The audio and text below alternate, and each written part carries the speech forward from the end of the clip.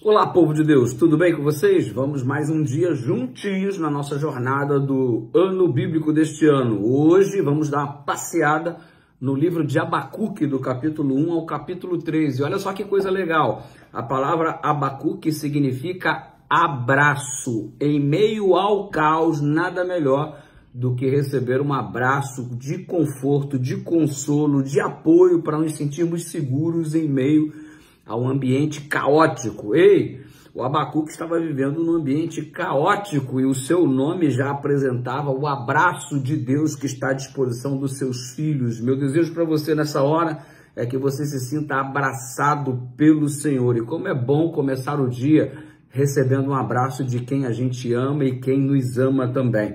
Não é verdade? Você recebe um abraço do seu cônjuge, dos seus filhos, você recebe um abraço de Deus, receba um abraço do Senhor nessa manhã. A importância do abraço é aquilo que poderíamos definir como algo que não tem preço. Imagina só que essa pandemia deixou a gente sem abraço, como é que pode? Então aproveita aí o tempo que você perdeu e vamos correr atrás desse tempo perdido, abraçando bastante a quem nós amamos. Cuidado, porque mais cedo ou mais tarde as pessoas que estão ao nosso redor, ou nós não faremos parte da vida delas mais, ou elas não farão mais parte da nossa vida, porque se Jesus não voltar, mais cedo ou mais tarde estaremos nos despedindo uns dos outros pela morte que vem ceifar-nos a todos. E aproveita a vida então para abraçar bastante. Abrace, abrace, não economize os abraços, porque é a transmissão maravilhosa de o quanto amamos as pessoas e o quanto elas são importantes para nós. A mensagem de Abacuque é de Deus para o seu povo, no meio do sofrimento, porque o livro inteiro está falando sobre o sofrimento, e nada melhor do que receber o abraço de Deus em meio ao caos. Você começa, por exemplo, no capítulo 1, no verso 2, onde tem a palavra violência, a violência generalizada que toma conta da nação, e você percebe que a palavra violência é ramais, né? E essa violência, que é uma violência com requinte de crueldade, seguida de derramamento de sangue, é a palavra ramais. Está sendo derramado o sangue das pessoas, as pessoas estão sendo cruéis umas com as outras, e ela aparece 6 vezes no livro de Abacuque, essa palavra chamada ramais.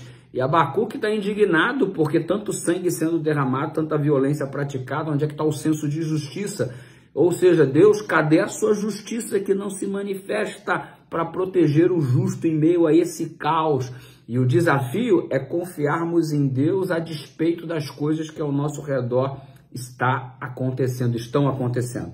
Ao redor, em meio ao caos e ao sofrimento, você fixa o seu olhar e surge o questionamento. Será que Deus foi embora, mano?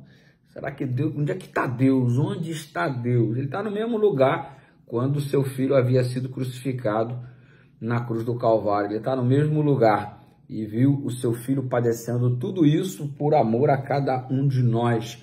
Deus continua olhando o sofrimento dos seus filhos e de tudo isso que a gente passa, o que Deus espera, sinceramente, número 1, é que a gente entenda que esse mundo não representa a vontade dele e tenhamos mais desejo de que venha o novo céu e a nova terra onde habita a justiça. Eu espero que o caos desse mundo faça você entender que Jesus precisa voltar logo, que ele tem que voltar logo, e eu tenho uma responsabilidade quanto a isso na pregação do Evangelho. Então mergulha de cabeça e deixa Deus te usar.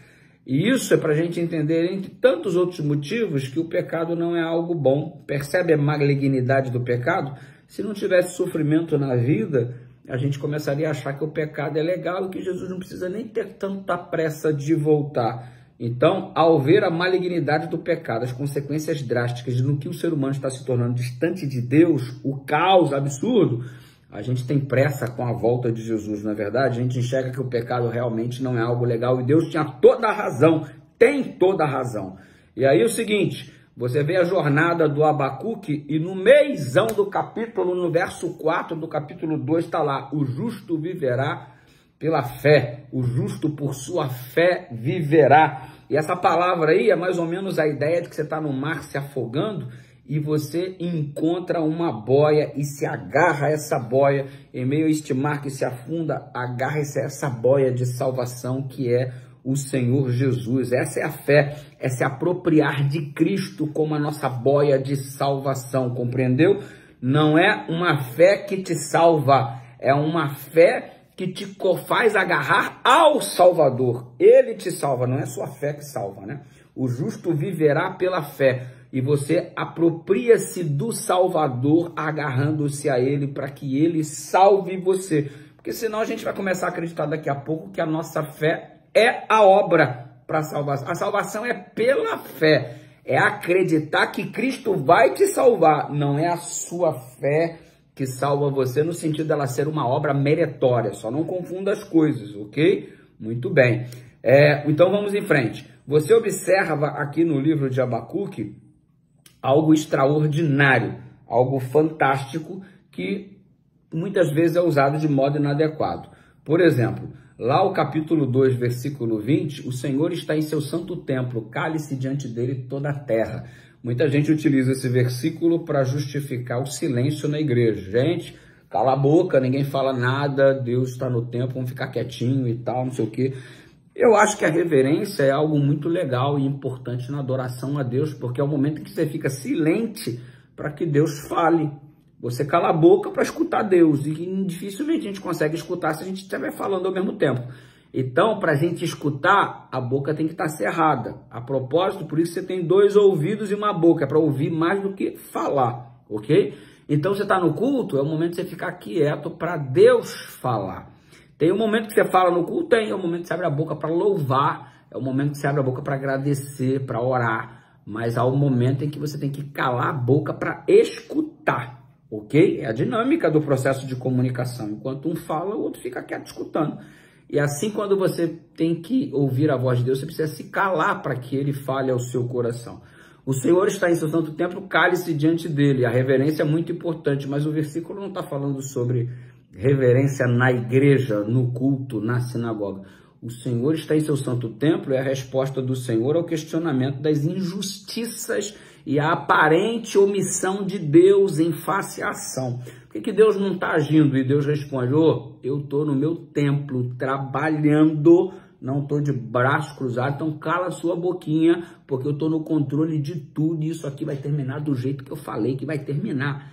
Eu não abandonei o mundo, eu estou cuidando de todas as coisas. O mal existe para você entender que o ser humano tem livre-arbítrio, que o ser humano colhe as consequências de suas más escolhas, que o ser humano tem que entender que eu fiz o plano perfeito e vocês negligenciaram seguindo a própria vontade. E agora vocês precisam entender a malignidade do pecado que gera separação e que gera morte. Então, o pecado traz todo esse aspecto de ensinamento pela dor. E aí, seria até injusto da parte de Deus que se nós cometermos o erro e não obtivermos a consequência desse erro. Aí é injustiça. Ou seja, como é que você planta abóbora e vai colher jiló? Se você plantou abóbora, você colhe abóbora. E por mais que isso doa no coração do pai ver o filho sofrer, é essencial para o desenvolvimento do filho essa noção de que o que ele faz gera consequências. E o pecado, que é o ato que cometemos contra Deus, tem as consequências. E isso é para nos ensinar verdadeiramente que Deus tinha razão e nós estávamos veementemente errados ao nos distanciarmos dele. Então, não é que Deus nos abandonou em face ao sofrimento, é que o sofrimento é o resultado das nossas escolhas, do fato de nós sermos pecadores. Mas não é um problema sem solução. Há solução em Deus. Ele está no seu santo templo trabalhando. Então vamos nos calar e aceitar o remédio que ele tem para a gente, na certeza de que ele está no controle de todas as coisas. Você crê nisso? Seja bênção para a sua vida. Receba o abraço de Deus neste momento, em meio ao caos que porventura você está enfrentando. Graça e paz. Amanhã tem mais. Estamos juntos. Jornada do Ano Bíblico. Vamos juntos.